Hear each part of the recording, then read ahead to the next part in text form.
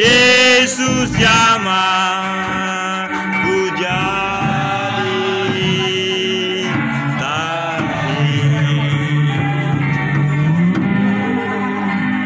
Yesus jamah ku jadi tahir.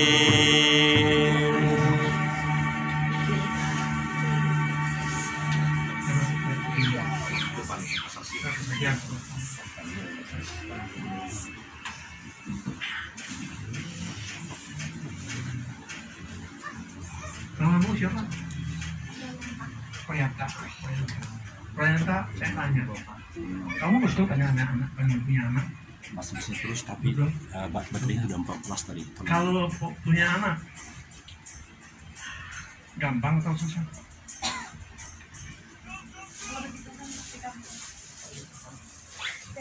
Jadi kamu, Kasami sekarang hanya kekuatan Tuhan dan kekuatan dokter, bukan kekuatan Tuhan, hanya Tuhan yang bisa nyawa. Untuk bisa nyawa ini hidup kandungan kamu, ini kandungan itu harus ditahirkan, dikuduskan, harus supaya subur. Kalau ada roh jahat, kamu selalu gagal. Sel telur ini. Jadi ini mesti sering dilatihnya sama kamu tiap hari ya.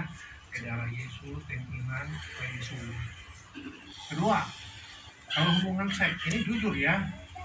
Kamu kalau hubungan seks langsung cuci atau enggak? Cuci. Dicuci ya? Nah, jadi kena diamkan aja.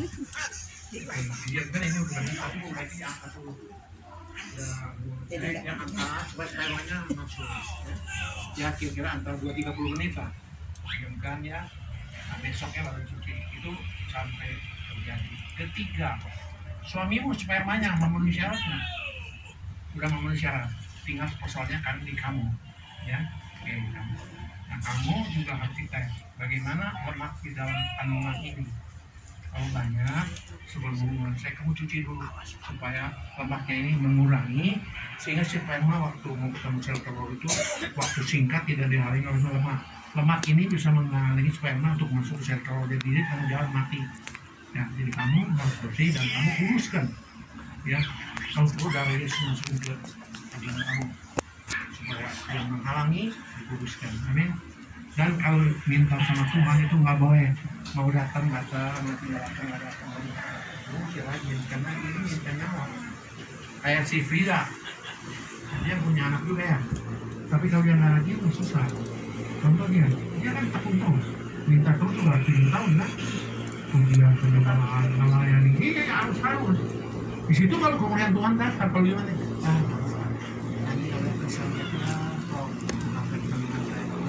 Bisa. Kamu takut lagi melihat tapi kalau kamu nggak bisa. Ini kalau kamu mau cari uang harus rajin, baru dapat duitnya. Kalau cari uang nggak rajin nggak dapat ya. Ini pun sama. Kamu maunya cari Tuhan supaya kandungan ini disuburkan, supaya terjadi kebuahan dengan sperma ini. Dan kalau kamu punya vagina termasuk ini kandungan ditahirkan, dikuduskan sebelum hubungan seks, termasuk suami dikuduskan oleh dari Yesus sebelum ya. Jadi usaha manusia harus usaha jaga kekudusan dan sebaiknya ruangan-ruangan yang dalam kamar tidur kamu kuduskan dulu sebelum kamu hubungan seks suami istri, karena kadang-kadang orang jahat juga bisa mengganggu kamu. Di kamar kamu ada batu nggak? Ada. Lihat atau jam atau titik apa. Baiknya kalau ada yang betul sisipkan. Nah itu bisa mengganggu juga. Ya. Kalau sebelumnya hubungan seks kuduskan dulu supaya darah Yesus ya. Kita usaha ya, nanti akhirnya masuk. Ada lagi yang mau bersaksi? Ya, ada lagi yang mau bersaksi? Aku Pak mau bersaksi. Mau bersaksi berkatnya. Nah, ini apalagi kita yang mau KKR ya, kalau memang sudah ada yang berjanji iman dibayar ya. Kalau kita mau ngasih atau memberikan ya kita berikan yang kalau udah punya. Saya pernah menyaksikan karena saya menghambat berkat ya, saya tidak ditutup hampir 2 bulan. Konter nggak laku, apapun tertutup. Saudara yang terkasih dalam Tuhan, ya, Ibu Rumida tahu itu semua. Waktu anak saya mengambil mobil itu, uang kami 5 perak pun nggak ada, hutang semua. Jadi saudaraku yang terkasih dalam Tuhan, ketika kita datang menangis kepada Tuhan, Tuhan menunjukkan kenapa Tuhan ini tertutup. Nah, itu saya pernah saksikan. Tuhan katakan sama saya, padahal waktu itu saya tidak punya uang atau gimana, tapi yang berkat yang mau kuberikan itu waktu itu kupakai jadi ke orang lain atau kayak gimana. Akhirnya 2 bulan saudaraku, kadang 1 pun tidak laku konter itu. Tapi sejak itu uang mau kembalikan ke Tuhan, kupinjam dulu. Kupinjam saudaraku, karena aku nggak punya duit waktu itu, semua kayak tertutup. Tapi saudaraku yang terkasih dalam Tuhan, hari ini minggu yang dulu aku bayar ke Ibu Marbun. Benar kan Bu Marbun? Minggu kemarin aku bayar ke si Tampu Bolong. Jadi saudara yang terkasih dalam Tuhan, ketika aku dapat berkat itu aku tanya Tuhan ini kubayarkan ke siapa dulu? Tuhan akan tunjukkan. Jadi saudara yang terkasih dalam Tuhan, Tuhan buka jalan dan konter kami itu juga laku sekarang ya. Hampir, tapi kami tutup, jangan kita sampai 100 sampai jam malam ya, kami tutup sampai jam 9, kadang jam 8 jadinya. Jadi waktu itu anak saya butuh uang, saya pinjam pertama dari Pak Pirgo 8 juta ya. Setelah itu motornya dikasih, kita pulangkan sama yang punya duit itu 9 juta kan 10%. Jadi kita kembalikan ke Inang Ineke dulu. El Marbum itu kan galak tapi baik ya. Dia ngajarin aku, kalau kamu mau pinjam uang 30 juta langsung tidak akan ada yang kasih. Tapi kalau kau pinjam dari sana 2 juta, dari sana 3 juta, dari sana gini-gini, pasti ada. Saudara yang terkasih dalam Tuhan, sekarang bisa saya bayar itu semua. Saya bayar kasih Pak Virgo, saya bayar Pak Tampu Bolong, saya bayar ke Ibu Marbun, tinggal ke Ibu Rumida sekarang persoalannya. Tapi saya tahu Ibu Rumida nggak pernah ngomong apa-apa, karena kalau aku bilang aku nggak pernah minta, nah itu selalu bilang. Tapi hati kita juga nggak tenang ya. Jadi saudaraku yang terkasih dalam Tuhan, kalau kita waktu itu sakit hatinya melihat orang aku punya hutang ini, mau datang aku minjam sama Mama Bertong ini, aku akan pinjam dan dia mah ada gitu. Tapi Tuhan, aku tanya, Tuhan kenapa tertutup semua? Tuhan bilang, kau seperti ini. Nah jadi kalau sekarang ini kita melakukan sesuatu, tanya dulu Tuhan, kita doakan dulu Tuhan. Jadi saya belajar dari situ. Waktu itu aku diberkati 5 juta, saya balik langsung. Tapi sebelum saya bayarkan hutang saya ambil dulu 10% karena itu milik Tuhan. Nah kemarin saudaraku yang terkasih dalam Tuhan, aku mau ke Salatiga ceritanya nanti tanggal 8. Saya bilang ke Tuhan, hari saat ini aku nggak punya uang, anak saya nggak mau. Saya mau anak saya membawa saya ke Salatiga, tapi harus bayar 1 juta. Mending aku naik bis, ya. Kita semua ada ujian, ya. Dari anak aku nggak diuji lagi dari suami karena suamiku udah dipanggil Tuhan. Tapi aku benar-benar dikikis dari anakku ini. Tapi Ibu Rumida selalu bilang sabar, proses. Nanti juga di suatu saat.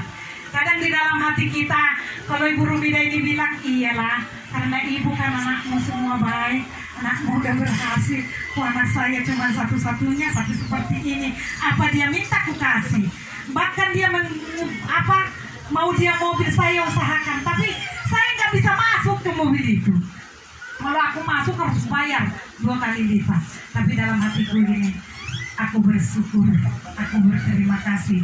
Punya sahabat-sahabat anak Tuhan, keluarga aku nggak ada bantu. Tapi saudaraku yang terkasih dalam Tuhan, aku masih punya hutang itu untuk itu dulu sama Ibu Rumida. Satu lagi, karena itu untuk mobil ini. Memang masih ada hutangku, tapi aku gitu. Aku makin dijengkelin orang, aku punya hutang, makin aku tidak berusaha untuk membayar. Karena apa saudaraku? Tapi ketika orang itu rendah hati, dia selalu diam. Sepertinya Pak Tampu Bolong ini, nggak pernah dia suruh pulangkan itu mas kami. Masnya aku gadaikan saudaraku hampir 7 bulan. Ya, karena udah 7 bulan itu mobil anakku itu. Tidak pernah ngomong ini yang dua ini. Paling bilang kami nggak punya duit. Aku kan jualan. Dalam hatiku, aduh Tuhan, bagaimana caranya aku bisa memulangkan duitnya si Tampu Bolon ini. Sudah begitu polos dia. Saudaraku yang terkasih dalam Tuhan, Tuhan melihat air mata kita. Saya tidak pernah berpikir, saya tidak pernah ada timbul dalam hatiku itu aku ditransfer 5 juta itu. Saya apa? Kemarin saudaraku ketika aku bilang itu keponakanku mau diwisuda di Salatiga, aku tidak punya uang. Kemarin aku dapat transfer saudaraku. Saudara yang terkasih dalam Tuhan, karena kesalahan sedikit bisa kita terhambat berkat.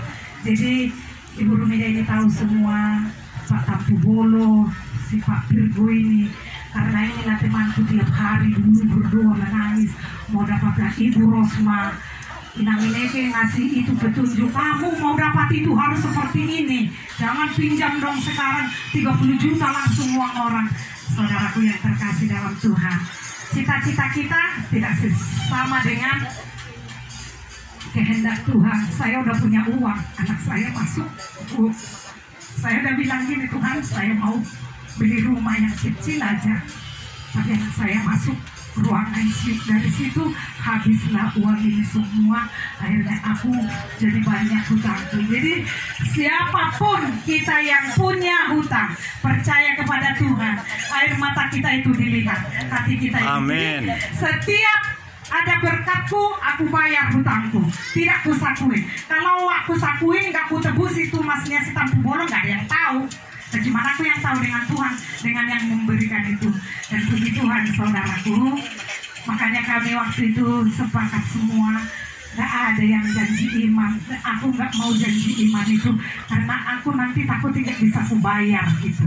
Karena hutangku juga udah banyak. Boro-boro aku mau berjanji iman lagi ke sini, hutang udah di mana-mana. Tapi puji Tuhan saudaraku, sekarang beres, tinggal ke Ibu Rumida. Saya percaya bulan ini juga aku bisa pulangkan ke Ibu Rumida itu. Utangku 100.000 sudah kubayar loh sama Ibu Grace. Itu mau utang Amang yang berkatin aku. Tapi terima kasih Amang. Enggak, waktu kita itu, komsel di Tuhan Yesus Marbu. memberkati kita. Mari kita maju semua di dalam Tuhan. Amin. Kalau yang namanya berdoa, saya tidak pernah meninggalkan apapun itu. Mau ribut anak-anak. Kadang anak saya ya, Bapak juga pernah mengalami dari anak kita dihina. Aku dihina. Dibilang, kalau mama melayani, anak sendiri tidak dilayani. Mau kulayani bagaimana? Tapi Tuhan, saya tidak pernah meninggalkan sedikit pun. Akhirnya sekarang dia berubah. Ya, kalau kayak tadi dia ada, memang Grace pernah didoakan, maaf ya Pak ya, Pak Ipin, iya, kamu mau didoakan, dia diam, kayaknya mau udah ada hatinya mau didoakan, tapi kita nggak tahu ya Pak ya, tapi yang jelas pernah datang ke rumah Bapak ya Pak ya. Jadi Tuhan Yesus itu luar biasa saudaraku, Tuhan akan melihat kita ya. Saya minta maaf kepada Bapak Tampu Bolonnya, kalau waktu itu ada sesuatu perkataan di sini pernah dia marah sama aku Pak. Waktu itu tersinggung dia, jadi dia nggak nanya aku kubel, dia nggak mau. Memang akhirnya kami dua di rumah kami datang, dia bilang maaf ya katanya. Oh iya saya tahu tersinggung dari perkataanku ya, saya minta maaf. Kalau aku tersinggung, tapi harus ada aku sih proteksi diri gitu loh. Ya, kalau itu ngomong tadi seperti ini berarti ada kekuranganku. Aku sering ditegur Ibu Rumida ini, tapi saya apa di dalam hatiku sehingga sampai hari ini aku bisa ada semua karena Tuhan, semua karena dukungan teman-temannya. Terima kasih ya Pak Tampu Bolon, Pak Virgo ya, terutama Pak Amati yang setia setiap hari Kamis memimpin di sini ya Pak ya. Terima kasih ya Pak ya, bimbingan Bapak sehingga setiap proses aku kuat. Itu semua karena Bapak, makanya kita nggak pernah apa sih, selalu kita nangis kapan Bapak ada. Nah setelah Bapak datang kembali lagi, semangat kita itu timbul lagi. Tuhan Yesus memberkati kita semua. Kalau Ibu Jupri, Lahiran bukan? Lahiran. Kak Silina melahirkan di operasi Pak, jadi ngurus dia. Lahiran Silina. Nah, kira dia sakit atau apa? Enggak, anak Iris. Ada lagi yang mau bersakti? Ya, silakan dulu. Ya. Soalnya bersaksinya panjang. Dari borong-borong ke beda. Salam semuanya. Memang Tuhan itu sungguh baik, bahkan teramat baik. Kalau saya katakan buat keluarga kami, dimana sebulan terakhir ini memang pergumulan itu benar-benar luar biasa gitu ya. Saya sampai sakit mikirin anak-anak. Ibu mana yang nggak sedih? Anak orang udah sekolah. Kita mau menjelang sekolah tuh orang udah siap-siap beli buku. Kita nggak ada merasa apa seolah-olah bagaimana gitu. Anak juga nggak mau bangun nangis. Mau sekolah kemana? Masuk sekolah ke yang pertama nggak mau. Down, dibully. Rapotnya dilihat terus, itu aja yang dilihatin. Tapi Tuhan itu baik mengirimkan orang-orang untuk membantu kita. Pertama, sepupu saya mengirimkan karena dia di wilayah Cimahi, dia mengirimkan orang yang di KBB untuk membantu saya masuk ke SMP yang dekat rumah. Memang jangan kita memakai pikiran kita sendiri. Saya maunya SMP 2 aja lah. Kamu mau kemana anak-anak? Saya SMP 2 aja biar bisa PP-nya jalan kaki. Saya kan ke warung, ke Lapo, jadi nggak ada yang ini biar mandiri. Saya paksakan terus kehendak saya. Sampai saya didampingi oleh ibu anggota dewan DPC Cimahi. Dia kalau ngomong ke orang cuma dibilang namanya aja, orang sudah oh ya silakan masuk. Tapi yang ini tidak. Ternyata dia ada miss sama hengkinya. Bandung Barat. Jadi si anak tuh nggak masuk. Tuhan, kenapa ini anak saya nggak masuk? Saya udah ngomongnya begini, anggota dewan udah ini begini, nggak masuk juga Tuhan. Yaitu kenapa nggak masuk? Mungkin karena saya terlalu memaksakan kehendak saya. Padahal Tuhan sudah siapkan yang lebih baik lagi dari SMP 2 Ngamprah ini. Kenapa? Tiba-tiba saya mau ngurus surat pindah, sudah dipersulit. Surat pindah juga dipersulit.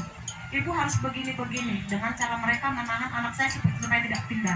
Tapi Tuhan kirim orang dinas dari Cimahi, dari Pemkot, langsung mendampingi saya ke SMP Negeri 5 Cimahi. Itu kan sebenarnya kami Bandung Barat sama Cimahi itu kan udah jauh, itu dinasnya udah berbeda. Tapi Tuhan itu memang merencanakan yang terbaik. Kami masukkan ke sana, langsung diterima di sana, dan mereka pun di sana dirangkul oleh guru-gurunya juga. Dan kebetulan juga banyak juga kenalan saya di sana. Puji Tuhan mereka sudah sekolah sekarang dengan penuh sukacita. Memang kita itu jangan pernah mengandalkan pikiran kita sendiri. Jangan yang di hati kita itu kita paksakan. Kalau menurut jarak rumah, wah nanti mereka bisa pergi sendiri jalan kaki juga bisa, orang dekat 10 menit dari rumah jalan kaki pulang nanti. Tapi bukan itu, Tuhan tuh sudah sediakan yang terbaik. Jangan kita mendahului yang mau Tuhan berikan yang terbaik buat kita. Nah kemarin saya tidak tahu, pagi-pagi itu saya selalu pengen nyanyi lagu sering ku tak mengerti jalan-jalanmu Tuhan. Saya diamin, ngapain sih lagu itu? Ya saya juga tahu lagi di padang gurun Tuhan udah tuntun saya. Anak saya udah masuk ke SMP 5 tanpa orang menduga bisa masuk ke situ. Biasanya masuk aja lewat jalur belakang 5 juta. SMP 2 aja 10 juta. Ini anak saya 2. Hanya uang bensin yang saya kasih, uang terima kasih. Apalagi sih ini. Jadi saya duduk aja di Lapo tuh sambil nunggu orang. Tiba-tiba saya bikin status lagu itu. Saya tak mengerti yang Bapak Iren tuh masih baca. Bapak Iren pergi tuh dari rumah nggak apa-apa. Tiba-tiba 10 menit setelah saya bikin status ini, saya ditelepon. Tapi orangnya nggak ngomong. Terus ganti lagi sama temannya. Ini temannya kebiasaan yang bercanda. Saya bilang biasanya kan mereka kalau kerja mau nyampe di Lapo tuh masak apa? Langsung sediakan ya, biar kami tinggal makan karena kami capek, udah lapar sekali. Biasanya seperti itu. Kakak lagi di mana? Ya biasa. Memang saya biasanya di mana? Ya saya di Lapo, bukan di rumah biasa. Saya bilang jawab gitu, saya bercandain. Dia malah bilang, Kak, hati-hati ya, datang ke Padalarang sekarang. Ada apa di Padalarang? Saya bilang. Langsung dikasih video, Bapak Iren udah di rumah sakit. Saya kan kaget. Benar, Tuhan Yesus itu memang bilang, sebagai manusia sering saya tidak mengerti jalan-jalannya Tuhan. Bahkan di padang gurun yang sedang kita keadaannya collapse semua, ekonomi collapse semua itu, Tuhan masih kasih kita ujian seperti itu. Saya dengan wajah pucat, nggak tahu mau naik apa gitu ke sana gitu. Aduh, saya sendiri di sini. Tapi depan tuh saya lihat ada orang, Pak, bisa tolong angkat saya kemana? Mau lihat Bapak Ira di rumah sakit.